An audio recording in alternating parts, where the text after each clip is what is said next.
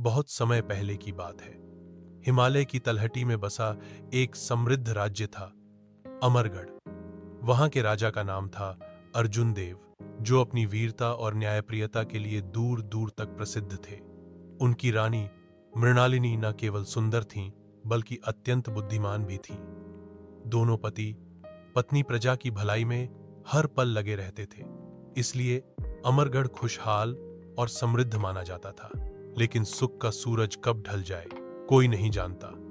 एक दिन पड़ोसी राज्य का शासक कालकेतु अमरगढ़ की समृद्धि देखकर ईर्ष्या से जल उठा। वह अपनी विशाल सेना लेकर अमरगढ़ पर चढ़ आया।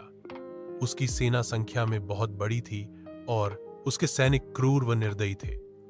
जब खबर अमरगढ़ पहुंची तो नगर में डर और उदासी छा गई। राजा अर्जुन देव ने अपनी परिषद बुलाई और कहा, हमारे पास साहस है, रणनीति है और जनता का विश्वास है।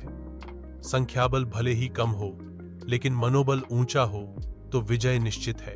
रानी मृणालिनी ने आगे बढ़कर कहा, महाराज, युद्ध केवल तलवार से नहीं जीता जाता, बुद्धि से भी जीता जाता है। हमें ऐसा मार्ग चुनना चाहिए कि दुश्मन की ताकत ही उसकी कमजोरी बन जाए। राजा ने उनकी बात पर विचार किया और योजना बनाई।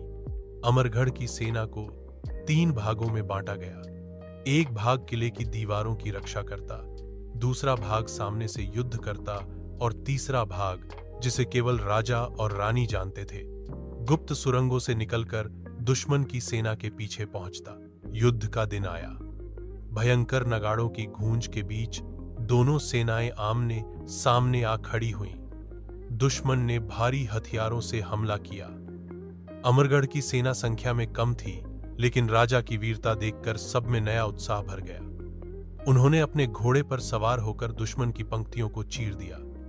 इसी बीच